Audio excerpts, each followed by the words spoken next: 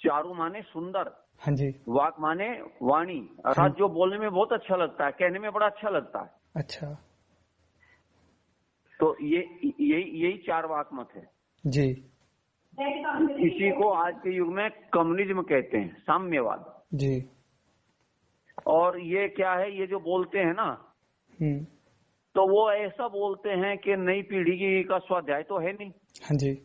तो उससे वो जैसे मानो आकर्षित से हो जाते हैं, प्रभावित हो जाते हैं। हाँ जी। क्यों, वो शब्दों का खेल है सारा। जी।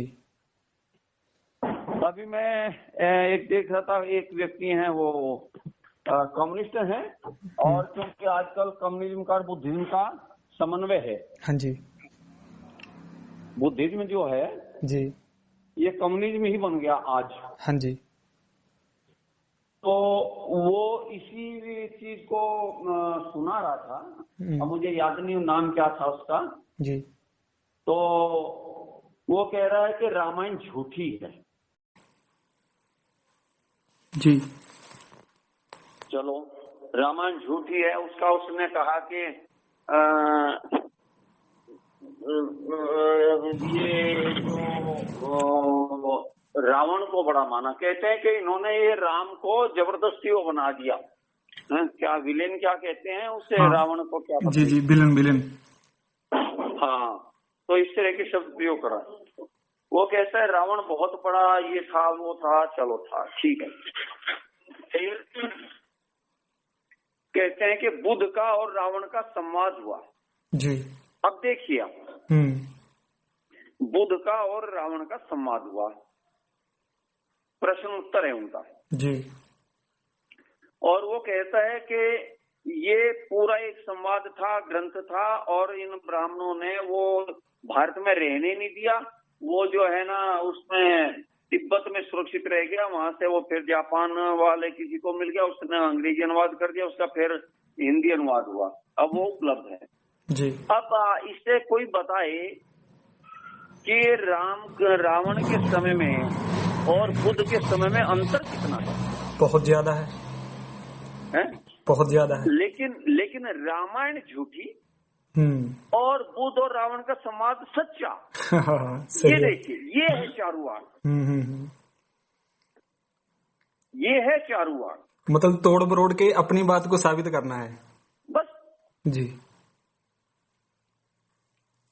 मतलब आदमी को इतनी बुद्धि नहीं है जी। बुद्धि से ऐसा पैदल हो गया जी।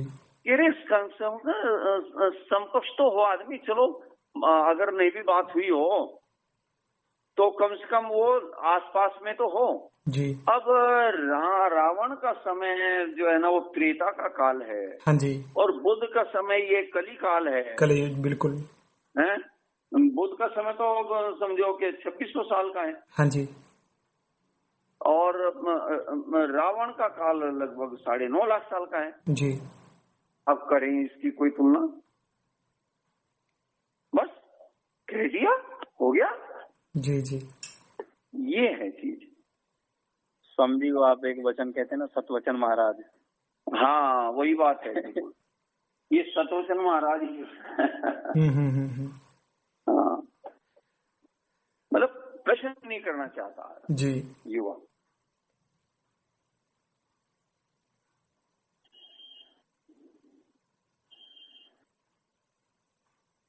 बहुत से तर्क आर्य समाज के उन्होंने लिए जो उनके काम आए जी, और फिर अपना लपेट दिया जी। ऐसा भी किया। ये एक बामसेफ नाम का एक, आपने सुना होगा, बामसेफ नाम का एक पार्टी बनी थी कभी, वो है भी बामसेफ, सक्रिय नहीं है क्योंकि बाद में काशीराम ने आकर के बामसेफ को दबा दिया था। काशीराम प्रभावी हो गया था जिसमें मायावती आ गई।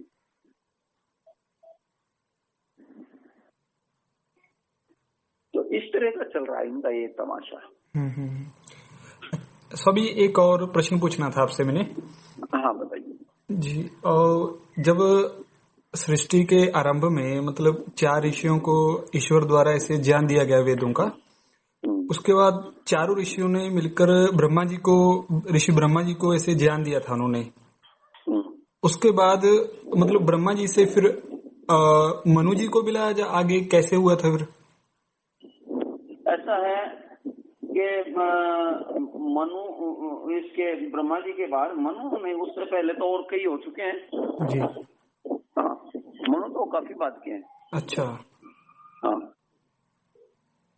जी जी। मनु तो असल में आपको बताएं, मनु जो है वो तो करोड़ों साल बाद के हैं। अच्छा। हाँ जी। असल में जब सृष्टि बनी उससे करोड़ों साल बाद तक है ना जी, ना तो कोई बीमार होता था जी, और ना किसी का कोई चीज अपना होता था। सारा सामूहिक सामाजिक जीवन जीते थे जी। और क्योंकि सब कुछ उपलब्ध था, जंगल में इतना पैदा होता था, जैसे वनों में चीज पक जाती है, बीज गिर जाते हैं मौसम पे, फिर वो पौधे बन जाते हैं। हाँ जी बिल्कुल। तो प्रारंभ में ऐसा चला लंबे समय तक, क्योंकि प्रकृति ने जो है ना, मतलब ये जब ईश्वर ने जो व्यवस्था बनाई तो ये प्राकृतिक ये शुरू हो गया जी। तो जंगल में से लोग अपने आप लेकर के आ जाते थे, इकट्ठे चलते थे। चलो भाई, इकट्ठा नहीं करते थे, संग्रह नहीं करते थे। तो इसकी शुरुआत कहाँ से हुई कि एक दिन क्या हुआ कि लोग इकट्ठे हुए आपस में, चलो भाई चलें, जंगल से ले आए खाने के लिए। तो एक व्यक्ति को आवाज लगे, चल भाई। उसने कहा मैं आज नहीं जाऊंगा। तो पागल है, मरेगा, क्यों नहीं जाएगा, चल। बार बार कहने पर आखिर उसने कहा ऐसा है, मैं 2 दिन का ले आया था। अच्छा। अब ये लोगों के लिए नई चीज थी, अरे 2 दिन का ले आया।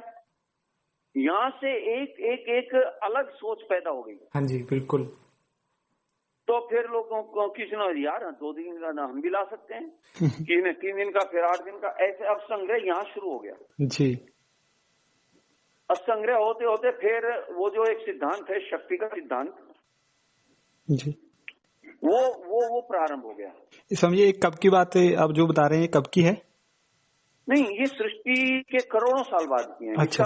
निश्चित समय नहीं आप कह सकते। जी जी जी। इसकी अवधि आप निश्चित नहीं कह सकते जी। तो अब बाद में शक्ति का सिद्धांत शुरू हुआ। जो प्रबल थे, ताकतवर, उन्होंने जो है ना सीमा लगा दी, यहाँ से यहाँ तक का मेरा, इसमें कोई नहीं लेगा। अच्छा।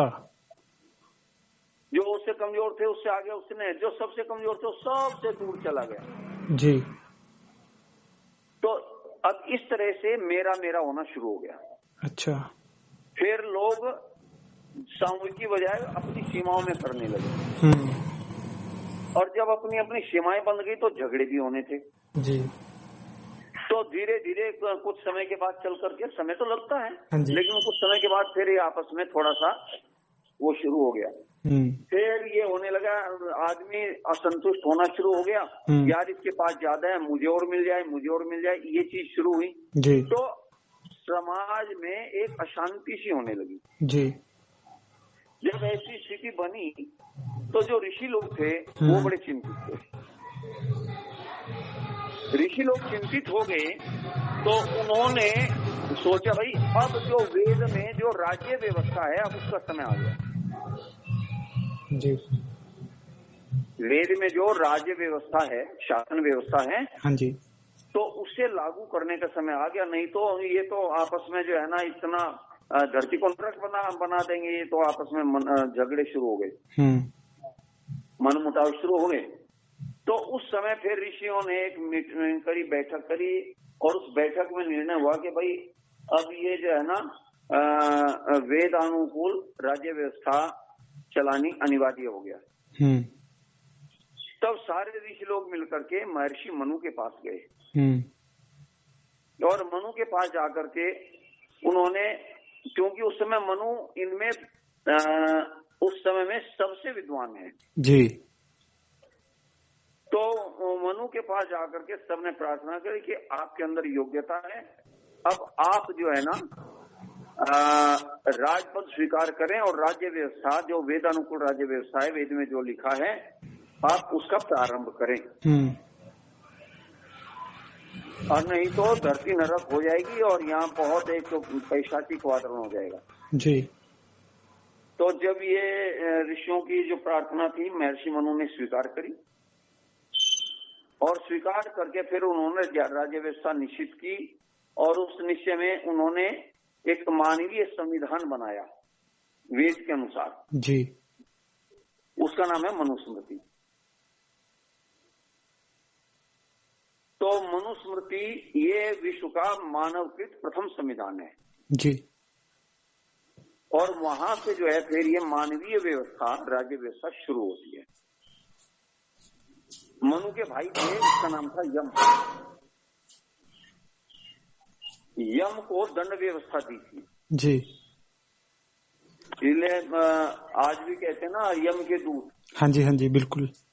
वो यम के दूत कुछ नहीं है। यम जो है ना उसकी इतना जबरदस्त व्यवस्था थी कि कोई जगह ऐसी नहीं थी जहां पर उसके गुप्तचर ना हो। हर हर हर स्थान की सूचना उसके पास होती थी। इतना जबरदस्त तंत्र उसने फैलाया था। क्या बात है जी। इसलिए लोग कहते थे मतलब यम का अर्थ होता है, वैसे भी यम का अर्थ होता है संयम, अर्थात व्यवस्था बनाना, व्यवस्था जी। तो दंडाधिकारी थे ये महर्षि मनु के जी। ईरान जिसे आज कहते हैं, यहाँ पे इनका निवास स्थान था जी। तो इस प्रकार से ये व्यवस्था चली और उसके बाद फिर आगे लंबी प्रक्रिया चली। वो तो आगे आप एक वो पढ़िएगा, आपको बहुत अच्छा लगेगा, पता नहीं आपने पढ़ी के नहीं, उपदेश मंजरी। उपदेश मंजरी नहीं मेरे पास रखी है, पर मैं अभी तक पढ़ी नहीं। आप इसे पढ़ेंगे, महर्षि दयानंद जी महाराज ने इसमें 6 प्रवचन इतिहास पर दिए हैं जी। और उनका इतिहास वहीं से शुरू होता है, सृष्टि के प्रारंभ से होकर के। मतलब ये पूरे प्रवचन नहीं है ऋषि के जी। प्रवचन करते हुए जो उस जमाने में गोविंद रानडे थे, हाँ जी, उन्होंने उनके प्रवचनों का सार संग्रह किया था जी, मराठी में जी। पूना में प्रवचन हुए थे, इसलिए उसका नाम पूना प्रवचन भी है। पुस्तक का नाम पूना प्रवचन या उपदेश मंजरी, दोनों नाम उस पुस्तक के हैं। जी जी, मैंने सुना है जी। तो उसमें 6 प्रवचन इतिहास पर आप पढ़ेंगे तो आपको मतलब आपके लिए एक नई नजरिया, नई दृष्टि होगी जी। हाँ। स्वामी जी, जो कठोपनिषद में जिस आचार्य यम जी का जो चर्चा है वहाँ पे, हाँ, वो नहीं आचार्य यम की चर्चा करे थे आप? वो नहीं है, ऐसा आगे चल के यम जो है ना, यम आचार्य को भी कहना शुरू कर दिया था। जो गुरुकुल के आचार्य होते थे जी, उसे भी यम कहते थे जी जी। तो ये जो नचिकेता वाला है, ये तो आचार्य है। वो प्रथम यम जो है ना, यमराज जिसे कहते हैं। तो ये जो स्वामी जी जो आमतौर पे जो प्रचलित है आचार्य यम है, वो काली भैंस पे बैठा हुआ है। और असल में ये तो इन्होंने पौराणिकों ने सबके वाहन बना दिए। हाँ जी, हाँ जी, ठीक है ना, कल्पनाएं करी हैं, उनमें कई चीजें बड़े काम की भी हैं कल्पनाओं में। हाँ। स्वामी, इसका मतलब जो महाराज मनु थे वो मतलब सृष्टि के प्रथम राजा हुए हैं? हाँ, मनुष्य प्रथम राजा थे जी। हाँ, प्रथम राजा।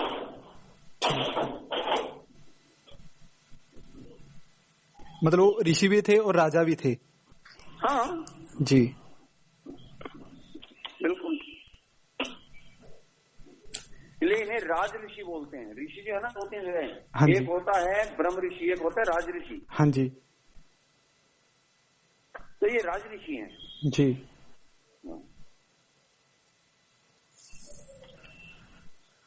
अच्छा स्वामी, परशुराम जी का अगर इतिहास पढ़ना हो तो वो कहाँ से मिल सकता है, अच्छा शुद्ध वाला?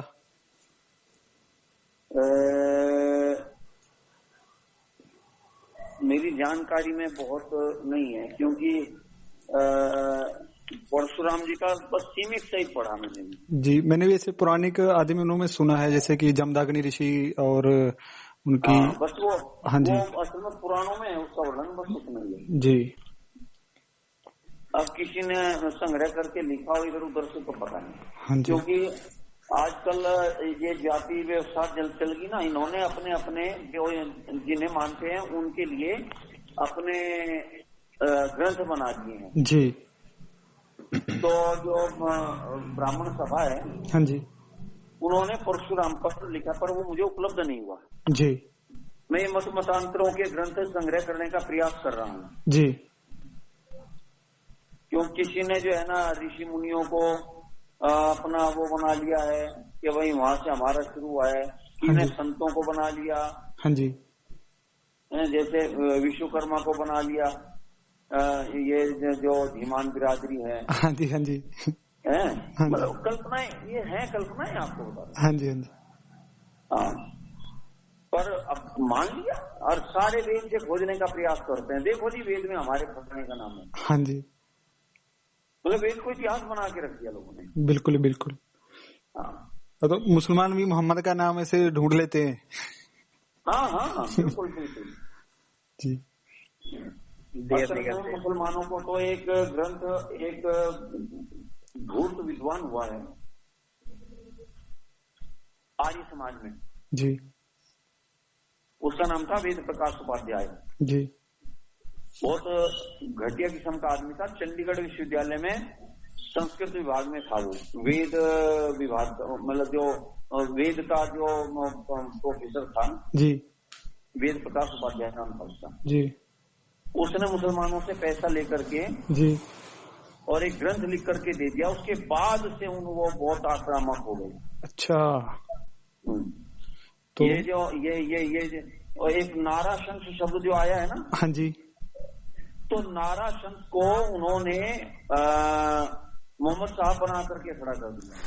अच्छा, आज मुसलमान लोग कहते हैं कि नाराशंस जो है ना, यही ये बुद्ध है, वो क्या मोहम्मद है, ये ऋषि है, इसे ऋषि परंपरा में लाके खड़ा कर दिया। ये उस हमने पैसा लेकर के काम किया वेद प्रकाश उपाध्याय ने जी। हाँ, ये न जाकिर नाइक जो था, हाँ जी, हाँ जी, हाँ जी, वो उन्हीं के ग्रंथ के को आधार बनाकर फिर अपना काम शुरू कर देते हैं। एक आधार मिलना चाहिए। बिल्कुल। हाँ, इन्होंने तो कह दिया कि वेदों में तो मक्का मदीना का भी नाम है। हाँ जी, पूछा कहाँ है भाई, तो ये जो है ना तच्चक्षुर्देवितम मंत्र है संध्या में जी, और हवन में भी उसका प्रयोग होता है। तच्चक्षुर्देवितम पुरस्तात् शुक्तम उच्चर पश्येम शरदय शतम जीवेम शरदय शतम जी, जी, जी, श्रृणुयाम शरदशम प्रभाम शरदय शतम मदीना श्याम शरदय है, तो वहाँ अदीना श्याम, लेकिन देखो मदीना श्याम लिखा है, मदीना यहाँ लिखा हुआ है जी। और ये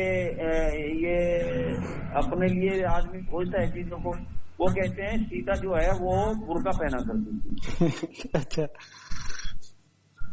बोले कैसे भाई, जी, तो कहते हैं जिस समय सीता का हरण हो गया, राम और लक्ष्मण जो है ना सीता को खोजते जा रहे थे, तो ऋषमुख पर्वत पर पहुंचे जहाँ सुग्रीव के साथ सुग्रीव किसके में जी, तो वहां पर इनकी मित्रता हो गई। और जब ये मित्रता हो गई तो उन्होंने कहा कि ऐसा है, एक दिन एक वो जा रहा था विमान, वहां उसमें से कोई महिला रोती जा रही थी, उसने कुछ एक पुतलिया बांध के डाल दी थी, तो ये देख लो।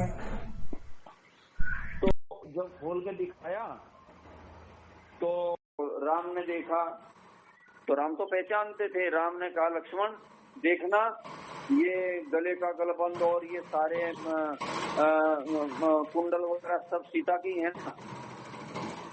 तो लक्ष्मण कहता है भैया मैंने तो कभी उनका चेहरा गला देखा नहीं, मैं तो रोजाना उनके पैरों की वंदना करता था, चरणों में नजर रखता था, मैं केवल उनके बिछुए जान सकता हूँ।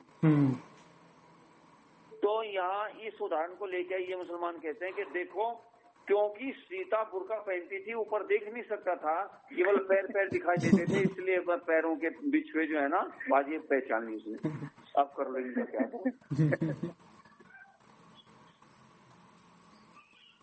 स्वामी जी ऐसे ऐसे विचित्र उदाहरण बना कैसे लेते हैं, समझ नहीं आता है। अरे कुछ लोगों का काम यही है। सही बात। बिना सिर पैर की बात है। अरे भाई कुछ लोग इसी काम के लिए बैठे हुए। असल में क्या है, वेदों को समझने इतना सरल नहीं है इन लोगों के लिए जी। अब आजकल एक वो है ना रामपाल दास जेल में है। हाँ जी, हाँ जी। अब वो महर्षि दयानंद का भाष्य लेकर के बैठता है। हाँ जी। और यूं अंगली फेरता जा रहा है, उसके होंठ भी कांपते हैं बोलते हुए। जी। संस्कृत उसका बाप नहीं जानता, 7 जन्म में कभी किसी ने संस्कृत जानी नहीं जी। और वो जो है ना वो यजुर्वेद का भाष्य करते हुए, भाष्य को बताते हुए और कहता देखो इसमें कबीर का नाम आया है। सुना होगा आपने वो। हाँ जी। उदाहरण में वो कबीर मनीषी वाला शब्द लेता है। हाँ, 40वां अध्याय का है वो जो मंत्र है ना,